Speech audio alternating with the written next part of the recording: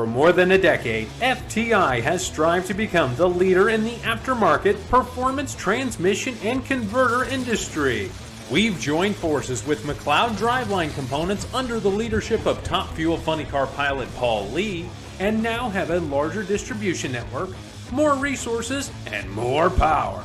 Come see us in the pits and ask how you can join the FTI family. It's not cheating, it is the competitive edge.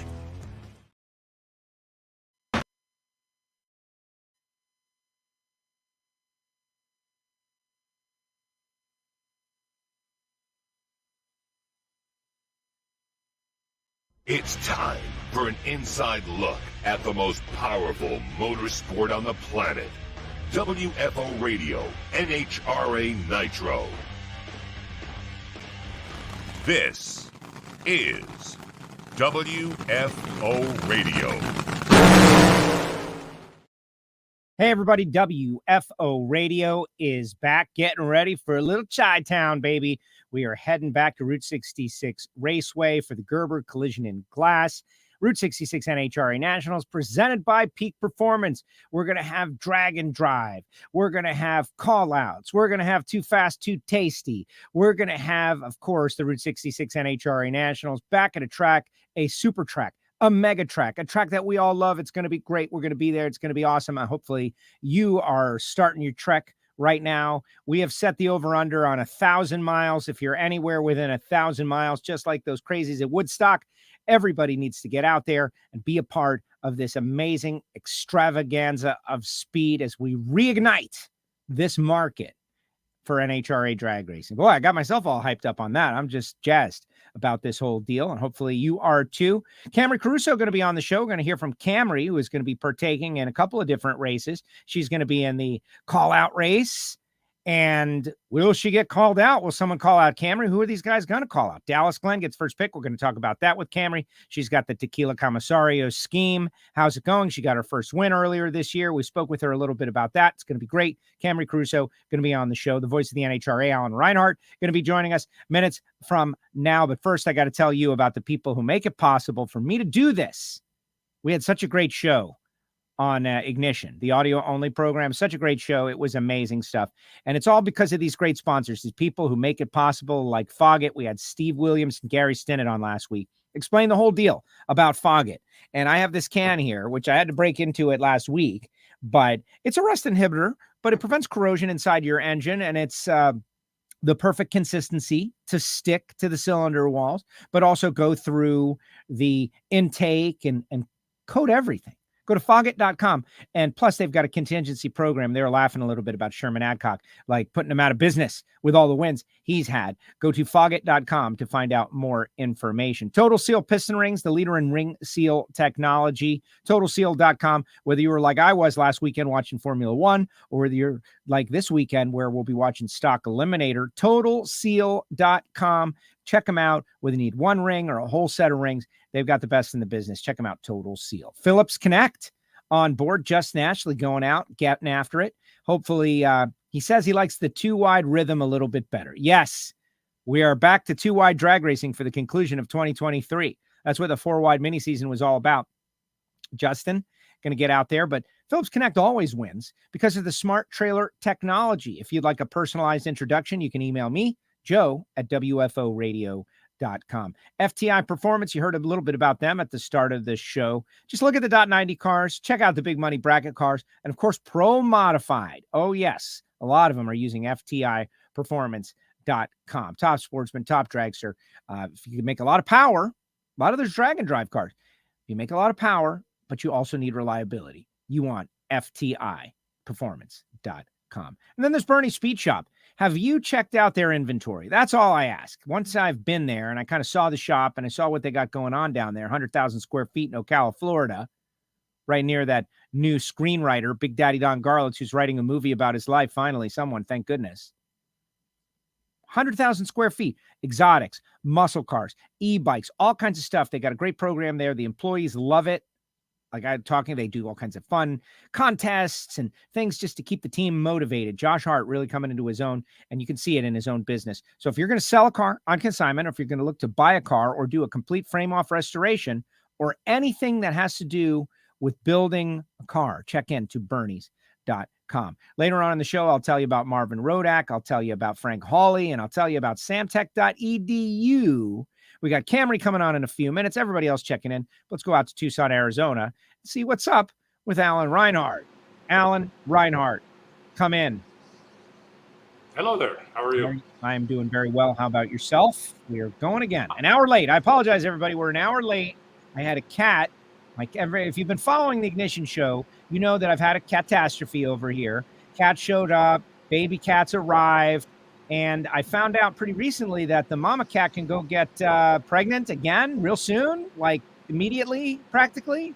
And I had a panic moment. So we had to go get her, taken care of. And she's all good now. And so we're ready to roll over here. But we had to push the show back 1 hour so I could go pick up mama cat. Gotcha. I'm on niece car duty this week. That's my niece's Toyota sitting on the lift. Oh, okay. Just a little maintenance stuff, so I'm taking care of for her. But that's my day in a nutshell. There you go.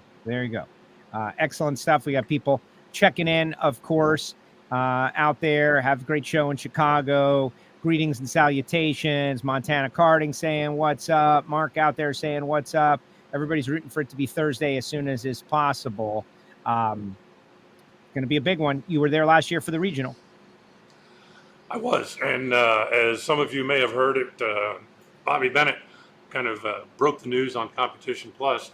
I will not be there this coming weekend.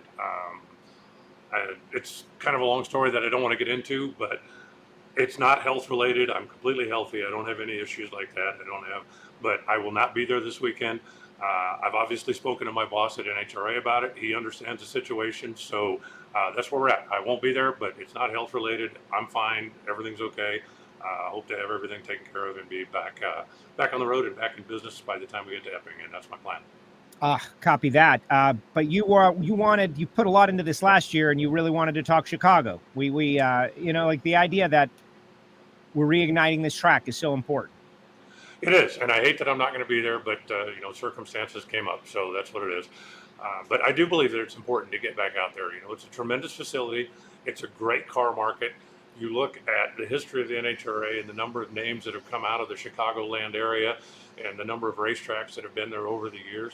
And this place is there, and it's just sitting there, and there's no reason that we shouldn't use it. I'm hoping that the fans will come out and rally around the place. I know from when I was out there last year, a lot of the local politicians and a lot of the movers and shakers from the community are very excited about getting the track back up and running. I mean, obviously having a racetrack in your community is good business, right?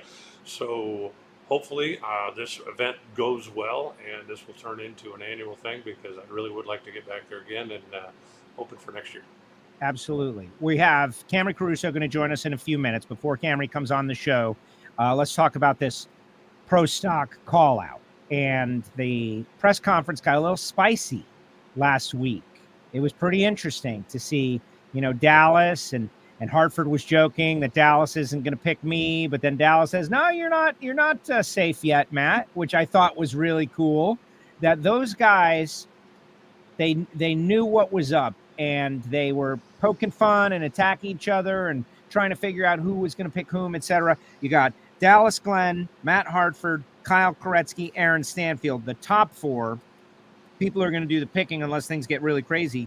Troy Coughlin, Christian Quadra, Erica Enders, Camrie Caruso on the bottom half. So who's going to pick whom? Well, I guess we're all going to find out on Saturday, won't we? We'll wait and see. The only thing that I'm reasonably certain about is I think Matt Hartford will pick Erica if Dallas doesn't pick either Matt or Erica, because those two have got kind of a friendly little back and forth thing going. I think they really enjoy racing each other. I think they bring out the best in each other. And I think if I'm Dallas, I would rather get Erica out of there early, because if you get her a couple of runs to get comfortable and get on a roll, then, she gets tougher as the day goes on. So that's the only thing that I'm, even reasonably certain about, if you could call it that. That's interesting. We had Michael Heiner on Ignition last night. He's been doing this Patreon-only show, and we kind of ran out of time this week. So I was like, hey, why don't you come on Ignition, and we'll do a mini, hear it from Heiner. That's exactly what he said. Like, you want to get her early. You want to get her before they get any momentum, get going. It's not like they've been struggling. They qualified fifth. That's not a real story, but you want to get her early. And he said if he was one of those guys, he might have to pick Erica. If he didn't get a chance to pick Hartford, he goes, if I was in it, I would pick Hartford just because that's our thing. But people can go and listen to Ignition about that, the mind of a pro stock crew chief and how it works. But it's an interesting angle to go after the champ. Well, the truth of the matter is Erica and her team this year have been struggling. I mean, you look at what they did in 22, coming out and all the success they had and all the final rounds and all the races that they won and the championship at the end of it all. And then you look at the way that they've started 23, and they haven't quite found that momentum. They haven't hit their stride yet. And as we've seen time and time again in NHRA, get somebody when they're down. If you've got a team that's that good, that's that talented, you can't keep giving them chances to improve and get better.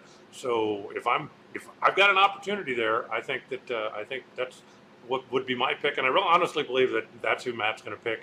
The rest of them, I guess I'm going to find out online just like everybody else. Exactly. Assuming Dallas doesn't pick Matt or Erica. And one thing that I just want to give credit to, and we're all learning these call out races. All right. I like it. I like the way it's working out. But when, the Robert Height, Bob Tasca thing happened, it did change. People realized, there is something to be gained by having fun with this, by making this a fun thing. People will reward the driver who doesn't take the safe vanilla road out. They're going to do something big. And Robert was. And I think Dallas knows that. And Dallas is good. And Dallas has got swagger, 00 Dallas. Why not? He could pick anybody. So I think it could go in any direction. That having been said, there's the whole KB Titan versus Elite deal. And a lot of people are kind of expecting it to break down on those lines. I guess we'll just have to wait and see.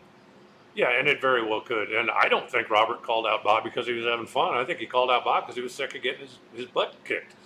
Bob had won the last couple of national events in a row, came in here as the hottest guy in the class. And I think Robert's philosophy was, and, they always have been over there with Jimmy. They ain't scared of nobody. So, let's get him before he gets a couple of runs under his belt and hits his stride. I don't think that was done for fun. I think that was done for a couple of legitimate reasons. And really looking forward to the first time we see this because, historically speaking, the pro stock racers are a little bit more of a chirpy bunch than the nitro racers are. So I think that, there's definitely the opportunity here for some good PR, and there's an opportunity here for a lot of fun, and I'm sure that, Brian and the TV guys are going to make the most of it. If I'm not mistaken, they have a standalone show covering just this event that's going to be on FS1 this weekend, so that's going to be must-see TV because I think they really are going to make it an entertaining show. Absolutely. No, it's going to be good. The pro stock teams recognize this is a big deal. I applaud the NHRA for including them. There's that always like, oh man, pro stock doesn't have as many fans as nitro does. Okay, that is true. But the fans that pro stock has, and there are many, many of them, love pro stock passionately. And it is a huge, huge category. When I go to bracket race, when I used to go to bracket race, when I had someplace to go bracket race, people would always ask me about pro stock. The racers would be asking questions about pro stock because they related to it. So this is great. Let's let the characters be characters and see how it all plays out. All right, what about this Too Fast, Too Tasty challenge? To me, the Terry Haddock story is the one that I got my eye on. We were so excited with Terry, and here we go. That's going to be a big one to watch. And remember, this is the first time ever that the motorcycles have participated because they set their field in Gainesville at the first race of the year. Then they didn't come out west, and the Too Fast, Too Tasty challenge doesn't take part during the 4-wides. So this will be their Gainesville re-rack. And I guarantee you, everybody in the field out there right now is getting tired of Gage already. Whether it's on Sunday or whether it's on Saturday, it's time for that guy to learn what it's like to not win around on a Vance and Hines bike. So I think there's going to be something going on there. But I think that Terry gained a lot of fans when he was out in California, and I think that I think he's certainly going to have a few pulling for him here because there are some that just always love the underdog no matter what. Absolutely. Terry Haddock, come on. He's got a tough task, obviously. He's got to go up against Matt Hagan. It's going to be tough. Right, exactly. Just some guy. If I'm Terry, I'm going, who? What? Yeah. But I think it's awesome. I think that, And the fact that he deserves to be there, okay? He won 2 rounds. He beat 2 cars head to head. It wasn't a situation where, he backed into it or somebody's car wouldn't start or whatever the issue was. He went up to the starting line twice and he won twice. So good on him. He earned it. And, we'll see what he can do with it. I think it'd be cool if he could win the thing. Wouldn't that be a story? That would be an incredible story. Like we would carry him off the track. Like we would go and pick him up and put him on our shoulders and carry him off the track. It is going to be great to see it all. Caps and Tasca, Hagan and Haddock in Funny Car, Top Fuel. You've got Austin Prock versus Brittany. You've got Justin versus Antron. That's going to be cool. That was an incredible race the first time. And in Pro Stock Motorcycle, it's Angie Smith versus Chase Van Zandt and Gage versus Gianna Evaristo. That's a story that I'm like really locked in on because this is the first time we're back at Route 66 Raceway since Gianna took her unbelievable nightmarish tumble, and the person that she has become since that moment in the sport of drag racing is just amazing how far she has come. But I was just thinking of all the things that we saw and experienced in 2019 when we were there pre-pandemic, all that has happened. And for that young lady, she's married now. She's 100 times the racer she was at that moment. She's coming in with a little aggravation about what happened out there in Charlotte. And she is faced with a track where she had what had to be her most challenging moment in the sport of drag racing, maybe in her life. That's a story that I'm just going to follow all weekend long. Yeah, I mean, certainly on the big stage, she also had an incident with a motorcycle in qualifying. There just wasn't a whole lot of coverage for that. But I think as far as Gianna is concerned, that run in Chicago is as far behind her as Clay Millican's reverse burnout is behind him. It just seems like it was a lifetime ago now. And as you mentioned, her maturity level as a rider and as a competitor has come so far since then. I doubt that she'll even think about that the first time she pulls up to the starting line. I think that's just so far in the past it's been erased and just completely gone from the memory banks. I hope so, but I don't know, man. Places like that, this is the first time back, memories. Not that I'm not suggesting in any way that it will affect her performance or any of that. It's just memories like that run deep, I think. See, Camrie Caruso is down there. Camrie, give me a thumbs up if you are ready to rock and roll. Camrie is about to join us, Alan, so let's bring her on, the Pro Stock sensation, rocking the Tequila Commissario scheme this week. What's up, Camrie? How are you? Good. How are you guys? I'm doing great. So Tequila Commissario on board. I'm about to bring up a photograph of it. This is a great-looking race car. First and foremost, I know these guys have been with you. Fern's been with you guys for a long time. But that is a great-looking scheme you'll be running out there in Chi-Town. I'm excited for it. It's actually a great-looking car. It's really pretty. It pops very much so. And we're going to run that all the way to right before Dallas. And then we have another surprise with Tequila and one of our other partners for Dallas. So I'm excited. Awesome. Ooh. That sounds interesting. I think it's hilarious that you have the Tequila Commissario sponsorship, and you're probably one of 2 people in the Pro Stock ranks that if you went and ordered a shot, you'd get carded every single time, right? I get carded when we walk into a bar, and I'm not even the one drinking. They're like, "Oh, are you old enough to be here?" I'm like, "Yeah." Surprisingly, yes. That's well. Great. Let's talk call out. The one thing that we know for sure is that you do not get a call out in the first round. No matter what, because Correct. Even if everybody gets everybody else, it'll end up being you and Erica. Is there somebody you want? Is there somebody you want? Is there somebody that you're sitting there thinking, oh, please, XYZ, call me out because I want you? My idea about the whole thing is there's 4 and 4. So 4 elite and 4 KB cars. Ideally, round 1 would be all of us facing the other team, and then we could have an all KB second round and go from there. Or it doesn't go well, and you guys are all kicking the can around on Saturday afternoon. I doubt that would happen. I think we're pretty prepared for it, and honestly, the guys have been working nonstop. They're awesome, and we have a really great team behind all of the cars, so I think we'll be good. For people that don't know, what's your Monday through Friday? We haven't been racing in a couple of weeks. What do you do when you're not in the race car on the weekends? I basically deal with all the marketing and the sponsorship stuff for the team, as well as write trailers, and I do a few social media plannings for other companies as well. Excellent. So the Pro Stock press conference we were talking about a few moments ago, and it got a little spicy. It got a little. I actually was a part of it. I was at a trade show in Vegas with one of my partners. So I wasn't on it. Elin was on it. I know my dad was on it, but I was not. So I actually have no idea how it went or how it didn't go. So it was very interesting. And so I'll ask you the question that I asked to get your take on it. Like, how would it feel to get called out? Are you offended by that? If somebody calls you out and says, hey, you know what? Camrie is the person that I think is going to be easiest to beat. Like, how do you not take that personally? Is kind of the way I positioned it. I really don't think that that's how you have to take it. You have to go into it thinking, okay, they want to take you out first because they want you out of their way. And as we all know, Pro Stock is not the warm and fuzzy class. If you want that, then you're in the wrong class for Pro Stock because there's no warm and fuzzies.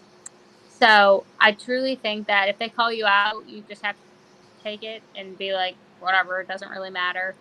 You have to be confident in yourself and your team to go up there and beat whoever you run. So I think it'll be fine. I'm not going to be offended. It's not the end of the world who calls me out. I have an idea of how it's all going to play out, but at the end of the day, it doesn't matter. Is there any added incentive because this is the first one? If this program goes on for the next 30 years, there's only going to be one person that wins it the first time. Is that a little added incentive for you and everybody else out there, I would think? I think we're all really excited. I know I speak for all of the KB people involved. We're all really excited for it. We're already going to be there qualifying, so it just adds something extra to the race.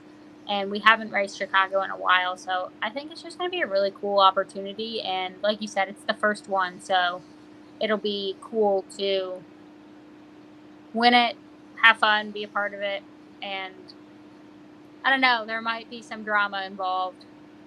All right. Now, so I know you haven't raced Chicago. I'm sorry. Go ahead, I know Alan. you haven't raced Chicago in a Pro Stock car. Have you ever been there? Never been to the facility.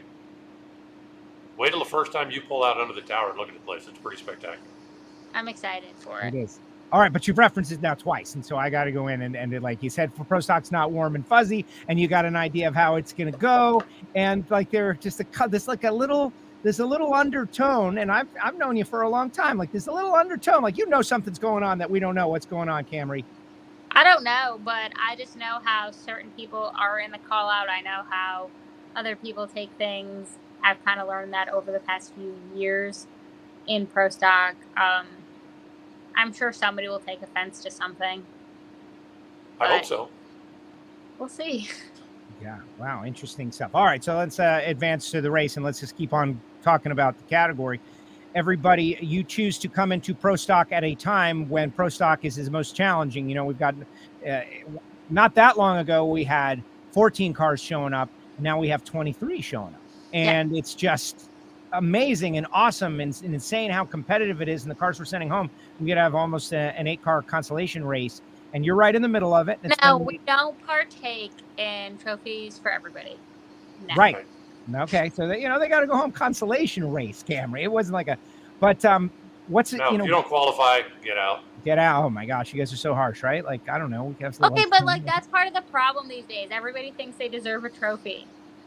I'm not giving a trophy for the consolation race. Or they deserve to be involved. You qualify for the race or go home. Go home, losers. All right. Very, very, everybody's spicy today also. That's fine. But it's very challenging out there. It is a very challenging environment. So how are you navigating it? So here we are in this year. You're over there with KB Titan. You got all these amazing legendary guys that you told us, they were helping out with Tanner. He won a championship. You got your first win. Here we are, 6th race in or so. Where's your head at? I'm excited. I really have a lot of trust in the brain trust behind me. I have a lot of trust in my race car. I just think it's going to be a great event. I'm excited to be at Chicago for the first time. I've never been there. I've never raced there. I think my dad has raced there in Sportsman Ranks, but I have not. So I'm super excited to be a part of it. I'm excited to check another racetrack off my list. and hopefully we'll go out there, qualify really well, do really good in the call out, and win the race. Yeah, the double up. That would be great. It's going to be a fun weekend, no doubt about it. I hope you have a very long Saturday and a very long Sunday as well. Me too. Like, let's stretch it out as long as we can. Well, I'd like it to end on Sunday afternoon around 4 o'clock. But other than that, everything is good. I have like a 10:30 flight. Exactly. Hey, you got any plans for Chicago meal related stuff? You know, going to take in the city. There's the big deep dish pizza that everybody gets. There's all this different stuff. Really just want to find hibachi and then go back to my safe hotel because I'm pretty sure there's like a maximum security prison nearby. Yeah, I've heard that. Isn't that? Don't pick up any hitchhikers, Camrie. I never do anyways. Like, I feel so bad saying this, but it's so true. I don't roll down my window or anything for any homeless people anymore because there's been so many incidents on the news where they'll stab you, yank you out of your car, or shoot you. And so, like, I don't pick up anybody. I don't acknowledge them. No eye contact, nothing. There is this one lady at the McDonald's I go to that she's homeless, and I'll set it on the curb, get back in my car, and then she can come get it. Oh, like you'll get her some food? Yeah. That's nice. But, like, that don't come near me. I'm not taking any chances on getting stabbed. I have things to do. I don't want to be stabbed either. I can concur with that. Tough stuff. Yeah. Interesting topic. That's a hot topic with you. I just try to stay safe around these parts. Are you there yet? When are you headed over there? I leave tomorrow at 5:15 in the morning. My car's getting wrapped tomorrow for the race in Chicago. So I'll be there tomorrow morning. I land at like 7:15 a.m. and start the week of Chicago. There you go. Any more questions for Camrie Caruso there, Alan? No, I'm just looking forward to. I'm looking forward to the first call out. I think it's going to be a little chirpy, and I think it's going to be pretty entertaining. So, can't wait to see it. Hey, are you gonna do one of those get to know just the basics with Camrie Caruso out there? Is that part of your deal? Not this weekend. So we're gonna put that on hold for this weekend, just because of everything going on with the call out. That it just wouldn't work very well. Because I still have to scale and warm up and all that between rounds. So, to keep everything and the guys safe, like sanity wise, we're not doing it this weekend. Have you liked doing that though, being on the stage and kind of walking these fans through your experiences? Yeah, I love it. I think it's really cool. It's fun. Jason's awesome. So I've had a good time with it. Excellent. Rick says double up would be awesome. Go Camrie. That is great stuff. Got some good luck Camrie out there. We got people fired up. Good luck Camrie. Got a bunch of those. Good luck Camrie. We got David Kramer. Dave Kramer though says, "Hey, how can Camrie win the race when Mikey and Derek plan on doing that?" Sorry, but they won in Charlotte. We gave them their chance to shine. Now they got to go back away. We got to go away. All right. See? Okay, now wait a minute. Just a minute ago, you said we don't play everybody gets a trophy. Now you want to take turns? We don't play that either. No, but they got it in Charlotte, so now it's my turn again. Time for them to No. We don't take turns anymore. That we get everybody a trophy. If you can go out and win 10 in a row, go win 10 in a row. He'll see. We'll see how it all works out. Okay, Camrie, one more question. Marvin Rodak is out there, and he's a friend of the show. We love Rodak, and he's he's a diehard fan, and he says, who would if you were the leader in this situation, who would you call out? Do you have you gone down that road? I don't like that question. One of the elite cars for sure. Yeah, it makes sense to not call out your team. Get them out of the way, and then we'll move on to round 2. There it is. Camrie, thank you very much for coming on WFO Radio. Appreciate it. I know you're going to be back real soon to talk about a win. Maybe next week. Who knows? Maybe it'll be a double-up win. How nice would that be? That would be great. All right. You guys say hi to your dad and your granddad and say hi, and we'll see you this weekend. Have a good day. Thank you, guys. There she goes. Camrie Caruso with us here on WFO Radio. Wow, it was kind of an interesting interview there, Alan. Yeah, that went a couple of different directions that we don't normally cover here.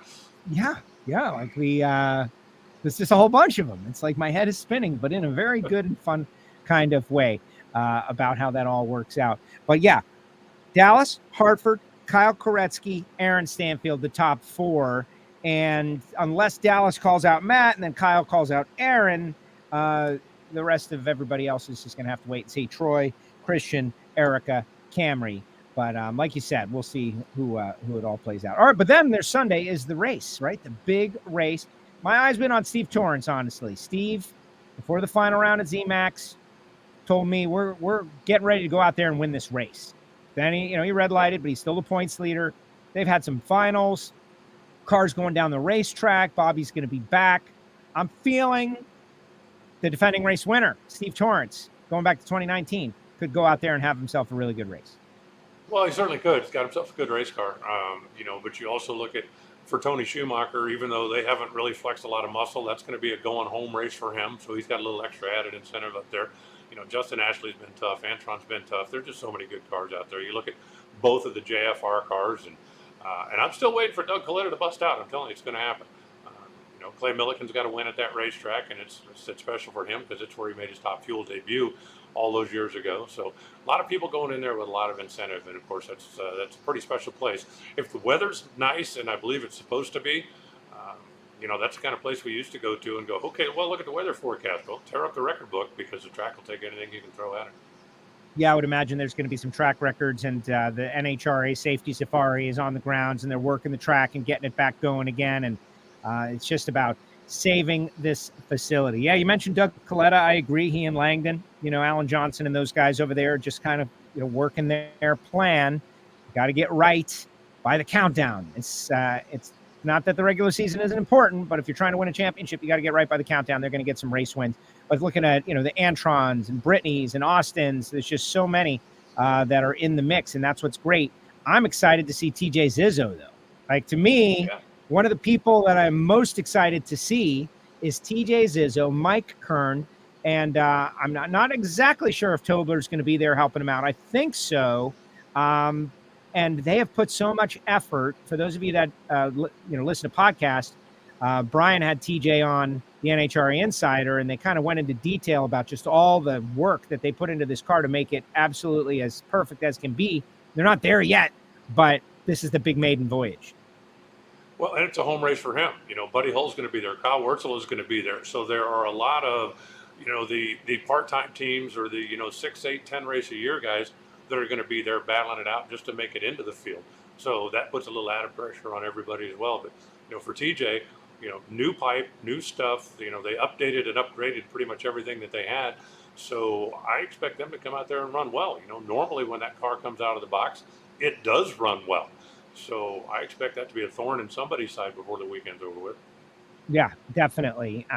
We shall see. Pro Stock Motorcycle, another blast from the past kind of name. Peggy Llewellyn, who is a historic figure in motorsports, the first person of color, female, African-American female, to win a major motorsports event, is going to be racing again. And it's been many years since she has raced. I'm very excited about that. Yeah, I am too. It's going to be good to see her back, and be interesting to see what all of her future plans are. I was at the race when she won a number of years ago, and then she has not been, at least not publicly, been a part of the NHRA for a long time. So it's going to be great to see her back out there and back on track.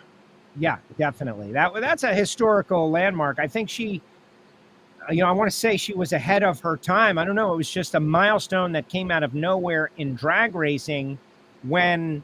I don't know that people were paying attention to such things like they are now, but that was a historic milestone for Peggy Llewellyn. It was, but I think you go back to, what drag racing has been since the 70s. Having a female winner isn't news. Having a person of color win isn't news. Having, somebody from a different ethnic background or different isn't news because they've all been doing it for so long in NHRA. Is it a nice little footnote? Sure. Would it be something nice to have on your resume? I think so. But I think Peggy had said at the same time, basically the same thing Angel said. She said, I don't want to be the best female motorcycle racer ever. I want to be the best motorcycle racer ever. Everything else is just details. It doesn't make any difference. And, Peggy certainly showed that she had the ability to come out there and make it happen. So it'll be good to see her back out there, and hopefully she'll be competitive. Excellent. Hagen leading the points in funny car, but Alexis DeJoria right there in second. We spoke with Robert last week. He's fired up and ready to go. You got Height, you got Caps, you got Hagen. Tasca has shown these flashes, of course. It's just It's just wide open in funny car. It is. And, when you look at, Terry Haddock going to the semifinals, and again, that wasn't a fluke. He got there because he beat two people getting there. Tim Wilkerson's getting his stuff straightened out, and that Chicago's been a track that's good for him. Chicago's where he got his first nitro funny car win. He had success in the alcohol car before that, but in that place, seen so many milestones. John Force got his 86th, and that's when he passed Bob Glidden and officially became the winningest pro racer in NHRA history. But just so much other stuff that Chicago is a really, really special place for a lot of people. And as I said, it's a racetrack that when we've gone there in the past has yielded good numbers, has yielded good side-by-side racing. I think one of my all-time favorite Chicago highlights was when Del Worsham showed up there with a Mountain Dew car, blew the body off of the thing, and then took their backup body out and did as close as you could get to an overnight rewrap before you could just punch a button and spit vinyl out to put a Mountain Dew car back on the racetrack. And then he either went to the final or won the race on Sunday. I'm not sure, but that was just another one of the great Chicago stories that came out of there from the number of years that we raced there full time. So even though he's not driving now, Chicago's still a pretty special place for him. And I don't think there's not a person that has watched a drag race in the last calendar year that if Alexis wins the race is going to go, where'd she come from? Because she's been right there the whole time, and they just need whatever it's going to take to break through and get that first one. Yep, you got to get the first one before you can win them all. Alan, great job as usual. Any final thoughts, anything else you want to put out there? I saw there was a tech update regarding the centrifugal superchargers for Pro Mod. They'll now have a ballistic blanket on them, a couple of different parity adjustments and showdown and Pro Stock Motorcycle, Pro Mod, different things that we'll get into as we get closer to the weekend. Anything else you'd like to address or put on the table for us to pay attention to? No, I'm just, hopefully the fans will come out.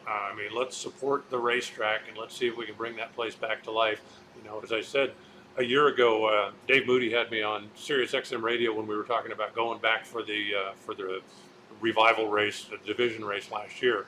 I said, Route 66 might not be as far gone as North Wilkesboro was for the Cup fans, but it's just as closed. And I think it's kind of ironic that both of those racetracks this weekend are having kind of a grand reopening of sorts. So I hope all the NASCAR folks will go down there and support North Wilkesboro, and I know they will. I hope the people in the Chicago vicinity will come out and support your drag strip, and let's see if we can get that place back open on a more permanent basis. I'd love to see it, and I know there's a lot of car people in Chicago that would love to see that as well. Absolutely. Well, we're gonna try. We've been pushing really hard over the past couple of weeks, getting everybody to just make this one a big deal, and we'll see. We're days away. Obviously, television ratings very important. Everybody, do what you can do to support this track. Put it all out there on the social media, and we'll make it happen. Alan, great job as usual. Thanks, Joe. Safe travels. Enjoy the weekend. Excellent. Thank you very much. There he goes. Alan Reinhart joins us each week right here on WFO Radio. How about Camrie Caruso? That was kind of an interesting interview. Camrie was good stuff, but there were a couple of moments where I felt like she kind of flashed a little intensity, but maybe that's just me. Maybe I just picked up on something like that, and we all want to be safe, right? I do feel bad for the homeless folks though, but I also want to be safe. So we shall see. We shall see what happens this weekend. All right, get your comments in the comment section, guys. Let's talk a little bit about Chicago as I get ready to make a big push for everyone to go to Chicago. Because, you know, how many fans do we have in and around the Indianapolis area? Like countless. And you think about Illinois and the Midwest and how much they love racing and cars and, a lot of original old school street racing happened out there. I think the original 7-second street cars were all out there, back alley stuff that's illegal and nobody should be doing. We built this great racing facility there in 1998 and they overbuilt it. It was a big part of the NASCAR growth boom of the late 1990s. And honestly, I don't know every detail, but they were building everything huge back then, like massive. And they built this racetrack massive. And it is just as nice as the ZMAX dragways and the Vegases of the world, concourses underneath, places to hang out, great food, great bathrooms, great everything. It's a beautiful facility. The tower is massive. The suites are incredible. It's everything that our sport needs and needed in 1998. And it had a little bit of an arc, and now it is closed. And so in an era where we have racetracks being sold, racetracks closing, the value of land is through the roof, suburbia encroaching on our racetracks, urban areas encroaching on our racetracks. You think about the tracks that we have lost, and everybody gets hot under the collar about them. They get upset. I just found out that the magistrate ruled against the racers in Palm Beach International Raceway.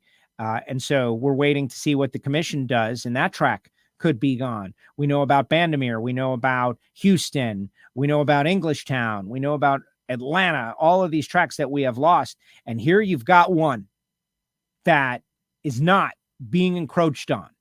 It's just a matter of, is it a viable financial business opportunity? And what we're trying to do is prove that this weekend. And it all comes down to this, the old line. It all comes down to this. There's a lot of stuff going on this weekend everywhere in America. I can tell you down here in South Florida, you got the Heat and you got the Florida Panthers and they're in conference finals, and there's stuff going on everywhere, every weekend. This is the great United States of America. We got so many entertainment options. It'll make your head spin. You could do anything. But if you're a drag racing fan, drag racing fans, if you know car people, if you're watching WFO, I would imagine you're probably the target demo of those people, right? You're here for a reason. You love drag racing.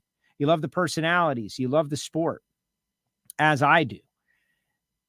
This is an all hands on deck kind of moment. There are the moments where we want you to come out to the U.S. Nationals and be a part of something exciting. And then there are moments that are bigger than just any one single event. This thing needs to be a packed house, raucous affair. I said it on Ignition. I want people carrying signs. I want people wearing crazy costumes like the Formula One fans and the Ferrari Pope. The Ferrari Pope is everywhere. He's the Pope, except he's dressed like Ferrari. What makes that guy want to do that? What makes him want to dress like the Pope, except in Ferrari gear? And the answer is zeal and passion and excitement for his sport that he loves. Do drag racing fans love their sport that much? I'm not telling you dress like the Ferrari Pope. Maybe the Chris Karamessini's Golden Greek Pope or something. Go over the top. So at the end, when National Dragster is taking photographs and everybody is talking and posting about it, there are visuals to go along with it. Like, man, those Chicago fans really brought it. And Alan mentioned the mayors and the local politicians. Everybody's going to be watching. Everybody is going to be watching. Like, what's going on here? Do we need to do this again? Do we need to resurrect this facility? Do we need to save it? And the answer is yes. We need to save it. And we're going to do everything that we can do that is in our power as best as we can to save this thing. How many miles away are you? That's the question. It's a little too late to jump airfare unless you're doing like the Priceline deal last second. But I think a 400-mile drive is well worth it. A 500-mile drive, you and your buddies, road trip, 2023. Get out there on the highways. Lubricate the economy. Be a part of America. I'm pushing a little too hard, I think. I don't want to oversell the deal. Frank Hawley's Drag Racing School. Drive a dragster. They travel around the country. They're burning gasoline, diesel. They're part of the economy. Have you ever driven a dragster? It's a lot of fun. I have driven a dragster. I've gone down a drag strip in a door slammer, but I've also driven a rear engine dragster. It's where I got my personal OET 798 a couple of times. Great stuff. You can drive a dragster too. You're not going to go quite that fast, but you'll get the experience. You'll feel the chassis and you'll understand why so many fall in love with it. Go to frankhawley.com to find out more information. There's Marvin Rodak. Way to go, Marvin, with a tough question for Camrie. And I knew, like, oh, she's not going to not answer Marvin's questions. He's going to answer mine. Put it up there. Camrie, who would you pick? Oh, one of the elite cars. Good answer by Camrie. Camrie she's sharp on her feet. She knows what's up. She reveals little nuggets of information that we all must remember and then follow up on in the future. 817-924-6821, Marvin Rodak, roasting up coffee fresh per your order from all around the country and all around the world. It's the best of the best, and it's just for you. Plus hot sauces and spice rubs and all that, but you can't order it online, man. It's not on Amazon. You got to call Marvin, 924-6821. And that's part of what makes it great, because Marvin is a drag racing fan and he knows a lot about a lot. And you have a quick conversation with Marvin about barbecue, hot sauce, spice rub, everything good, and you get the coffee. It'll be down there at the Stampede of Speed, where we'll be having our big Patreon meetup this year, is at the Stampede of Speed. And I know last year I gave out, ticket codes and everything, and we're going to be ramping up our Stampede of Speed participation earlier this year. Once again, I will be the voice of the Stampede of Speed. I will be down there. And so it just makes sense. Be down there for like all 10 days. It just makes sense to invite our WFO Patreons to come down and meet up and hang out and go to the Champions Dinner if they so choose, all of that. If you would like to be a WFO Patreon, you may do so. You go to patreon.com/WFO radio. You get to watch and participate in the Ignition Show. You get Monday Motivation. You get to ask questions of a race-winning Pro Stock crew chief, Michael Heiner, all of it and more that we're ramping up all the time, like interesting things. And if you sign up for a year at any level, which there are levels, I send you a t-shirt eventually. Oh my gosh, they're stacking up though. Everybody knows at the Patreon that I'm really bad at the shipping stuff. It's part of the character of the show that Castello is slow sending out the Patreon stuff. But when you get it, you really appreciate it. Patreon.com/WFO radio. And then there's the Samtech guys, which this is one that I think is so great. CNC programming, motorsport EFI tuning, engine block, cylinder head, all that stuff. They're approved to train veterans under the GI Bill, and they're down there in Houston, Texas. I had someone telling me just the other day, they ran into a parent, and the parent was talking about how their kid liked working with his hands and didn't know what to send him off to do. Don't know what to recommend for the young man. And the answer is samtech.edu. They can put you on the right track. It's been amazing stuff. Amazing stuff. A lot going on this weekend. We had Michael Heiner on the Ignition Show. You should all be listening to Ignition. But it was really interesting to hear those guys. You know, the most recent race winner and the defending race winner, 4 years apart. We haven't been back to Chicago for 3 seasons. And the Get Biofuel team kind of having a little mini moment right here. Like, what can they do? Can they go out there and give it a ride again? Can they make it 3 final rounds in a row? You know, they went to back-to-back finals. They were out in the wilderness for a couple of seasons, chasing all kinds of issues, and now they got a quick and fast hot rod. We all learn it takes runs and it takes momentum to get out there and do it. All right, let's see what everybody's got to say. Dragster Jeff says, Sacramento's a 5-hour tow for me. He goes all the time. Exactly. You're towing a race car. You're going to go race. Get in a car. Get out on the highway. Yes, you're going to spend a little money, man. That's it. Spend. You know, I know they're trying to slow down the economy, but we don't want to slow it down too much. Thank you for growing the sport. Rick, thank you. What do you mean? We are, but we got to say it though. Just like everybody says, like and share and sign and write a review and share it with your friends. Like everybody says that, because people need to be reminded that this is the kind of thing that we're actively trying to grow it. Blake says, I'm excited to see how the Chicago event goes this weekend. Me too. Roscoe is going to drive 571 miles, the Yeti. 571, baby. That is what I'm talking about. Are you wearing the Yeti costume? That's what I want to know. I'm great. The Yeti suit is clean and ready for some nitro. That's right. The Yeti. When you see the Yeti, like, this guy is exactly what I'm talking about. He breaks the mold. He's not just a guy in his John Force shirt. He dresses like the Yeti, which is also the abominable snowman. I like the term Yeti also. A lot of Minnesota fans will be there. Good job. Weather is looking good. C5 Pete, late to the party. Hey, Joe, catch up on the WFO app. Thank you for mentioning the WFO app. WFO app, free, iPhone, Android, all our stuff in one spot. Enable push notifications. Also want to remind everybody, since I got the audience out there and I'm, hopefully you do what I ask you to do. Attention in the pits this week. Lindsey Snyder from In and Out, the car that won best appearing at the Lucas Oil Winter Nationals, that amazing 69 Chevelle. If you want to see it up close and personal and learn about why and all the details and what it means and the paint schemes and how they came up with all of that incredible artwork, go check out Attention in the Pits. I usually like to go to NHRA's YouTube channel, but it's on Twitter. It's everywhere. And check out Lindsay.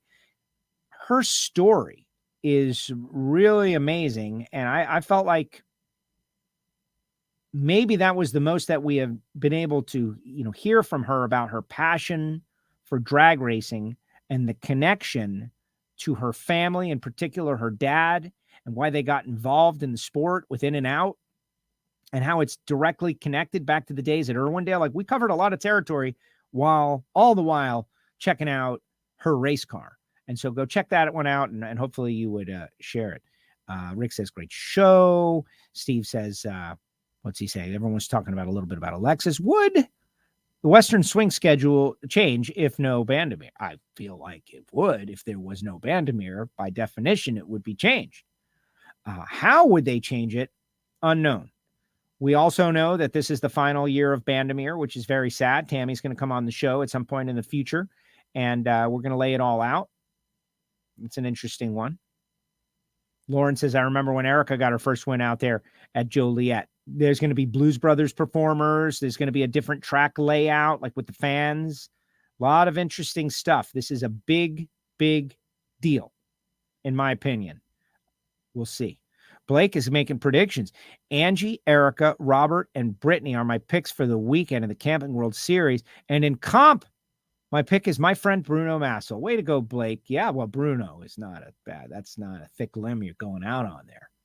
You're not making these are not bold predictions, Blake. Bruno winning in comp. Steven, you're going to miss the event of your life. I think so. Yeah, Bobby says it was a beautiful car. This guy's traveling from Washington State. Exactly. That is exactly what we're talking about. You're going to do a staging lanes walk this weekend. Do you like those? There's been a lot of discussion and debate for those of you who've been following the deal. The designated bit kind of got killed this year. It was neat. We might go back to it at some point in the future, but we haven't been doing designated. Instead, we've just been walking the pits, walking the lanes, speaking with drivers. And initially, when we first broke out all the social media stuff at the NHRA, I don't think people fully understood who I was and what I was doing. And now they all know, and they realize that I mean no harm to anybody. And not only that, but I mean positive. And it's so great to see how willing people are ready to talk even before round one eliminations, waving me over. Hey, I got to tell you something about something. And so this in the lanes bit that we're doing is really going well. But just like everything else, it only goes as well as people are willing to share it. So it is as simple as that. Project Pontiac, moving on. Got to say, spent a lot of time on Racing Junk looking for delay boxes and timers and all of that stuff. Fortunately, the folks at Racing Junk are now on board with WFO Radio, doing a little cross promotion of one another. You can go to WFOradio.com, and in the menu section, just click Classifieds, and you can find all kinds of parts and pieces, which is really cool. Thanks to the folks at Racing Junk. So happy that I remembered, bringing in all these cross promotional marketing opportunities. Not only that, but be sure to get your WFO swag, like my buddy Eddie right there from Garofolo's, the Wide F and Open hoodies and the Miami Hollywood Speedway shirts and all the fire stuff that everybody likes so much. Yes, the Hot Blade Jet Car is going to be there. Nitro Mike is going to be there. We're bringing out all the stops this weekend, and it's going to be very exciting. All right, guys, that's going to do it. Thanks to Camrie. Thanks to Alan for coming on WFO Radio. This is the final show of the week because I fly out super early tomorrow morning. As early as Camrie. In fact, we have the same time that we are wheels up, 5:15 a.m. She's going to get her car wrapped.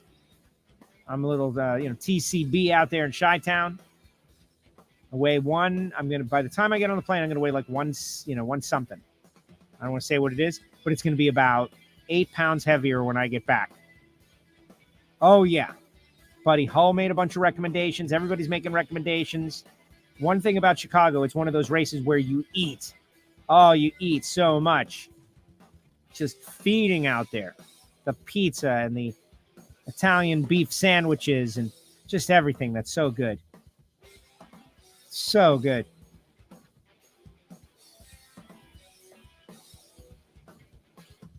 I don't mind 4 wide, but it seemed too much by the second I was ready for some traditional 2 wide side-by-side drag racing. Well, just like I always say, you can't miss me if I'm never gone. It's just the way it is. They can't miss you if you're never gone. Same about 2 wide drag racing. You always have 2 wide drag racing. You never really miss it. It just is what it is. But we have this great 4 wide mini season right in the middle of the season, right in the beginning, back to back. And suddenly it makes you appreciate how much you love 2 wide drag racing, traditional drag racing. I think it's a great thing. In fact, that was kind of what my National Dragster column was all about. That 4 wide has found its place, the way to do it. At the beginning of the season, back to back, knock it out, go 2 wide for the rest of it. Thanks to Total Seal, FTI, Foggett, Bernie's, Phillips, and everybody who supports WFO Radio. Thanks to all you listeners out there. Thanks to Camrie Caruso. And we'll see you in Chi-Town. WFO, everybody.